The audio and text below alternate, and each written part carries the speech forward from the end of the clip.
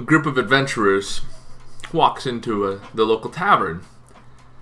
They have all their weapons and armor on, and the bartender looks at them and says, "You folks, why do you come in here with your weapons and armor into a tavern of all places?" The adventurers, the leader of the adventuring group, strokes his beard and looks at the bartender and says, "Well, sir, MIMICS." The bartender laughed, the party laughed, the table laughed. They killed the table. It was a good time.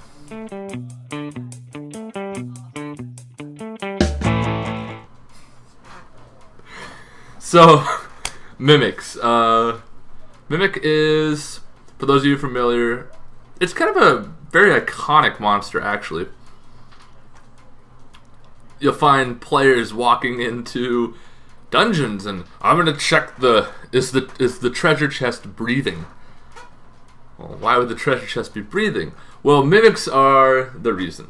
And they are magical creatures with like a rock hard outer shell, soft inner organs.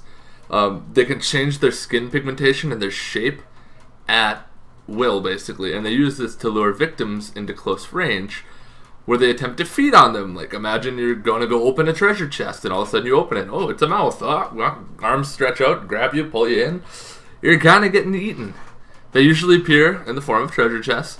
There are two varieties. There are smaller, more intelligent common mimic, and the larger, less intelligent killer mimic. They are large creatures. They don't really have a set size. However, they can definitely vary from sizes.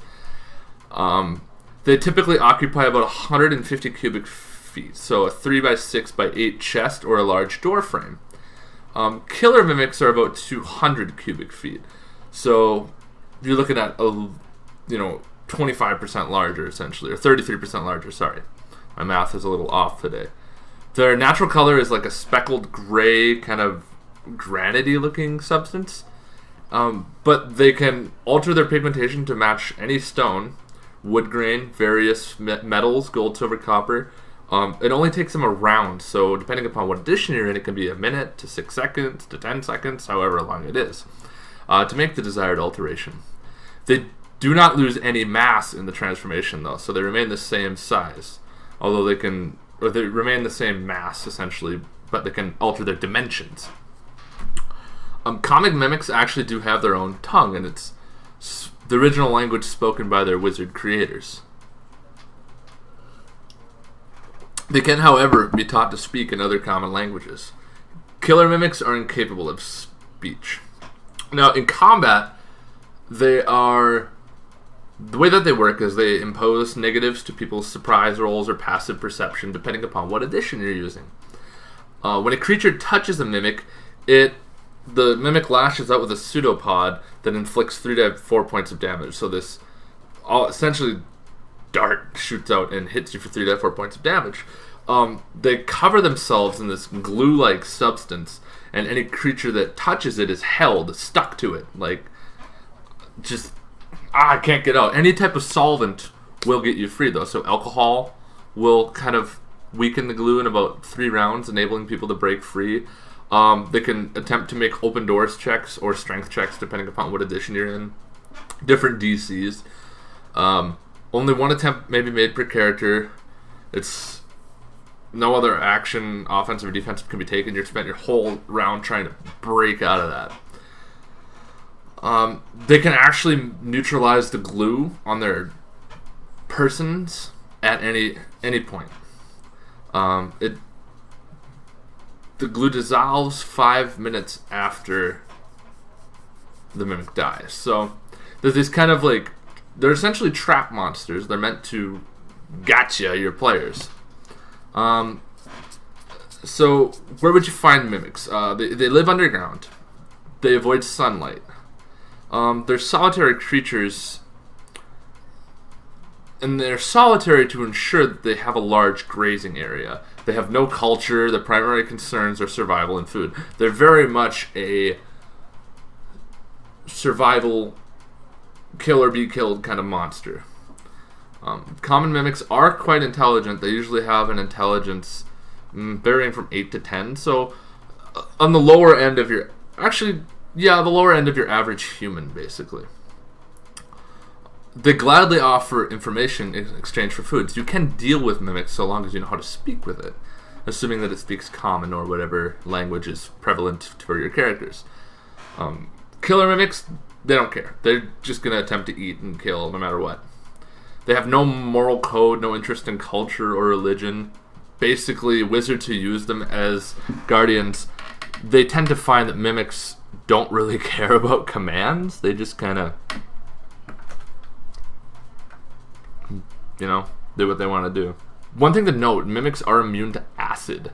So they're unaffected by mold and green slimes and other ochres and puddings and things like that as far as creatures are concerned, which we'll talk about a little while down the road here. A little bit about the history of mimics. They, like I've said, they were invented originally by wizards to protect themselves from treasure hunters. One good meal, like 1 or 2 humans, can sustain them for a few weeks. They reproduce by fission and grow to full size in several years. So they actually are like bacteria, where they split in half and then they both grow. So they that's the funniest reproduction. It's crazy. They pose as stonework, doors, statues, chairs, chests, other common items made from stone, wood, and metal. They have these... Their skin is like their sensory organ. It is sensitive to heat and light within a 90-foot radius. Even in pitch darkness, it can sense things. Any powerful light source is capable of blinding them. Along with the glue, they secreted liquid that smells like rotting meat to attract things like carrion crawlers, rats. Typically, like, smaller prey. Carrion crawlers are a bit of an odd one, but like they want to attract scavengers, essentially, when times are hard. Some wizards use the mimic ichor in the polymorph self potions, and their glue and solvent sacks can be sold to alchemists. Basically, they're used to manufacture perfumes as well. Their internal organs are considered delicacies in some culture. But all in all, that's your mimics. And the way that you would want to use them is, I have always been a fan of kind of souping up the mimics, making them meaner, basically. But make them like a fight, not just like a struggle and, oh, it's dead. If you get the chance, I don't have any clips for you, but check out the Dark Souls series of games. Their mimics are top notch. They have these big, long, gangly arms, big, long legs, and the chest itself has got a big tongue that sticks out and teeth, and they're hilarious. And they laugh, and then they like kick you and punt, and they're a riot. And I think that if you ever wanted to try use mimics for players who have seen them before, making a walking mimic essentially is just hilarious. A great way to use them.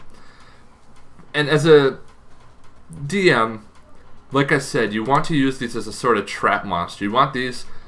You throw one of these out one time. I mean only once. Every single treasure chest for the rest of the game and doorway, your players are going to be like... Is it a mimic? Somebody poke it. Okay.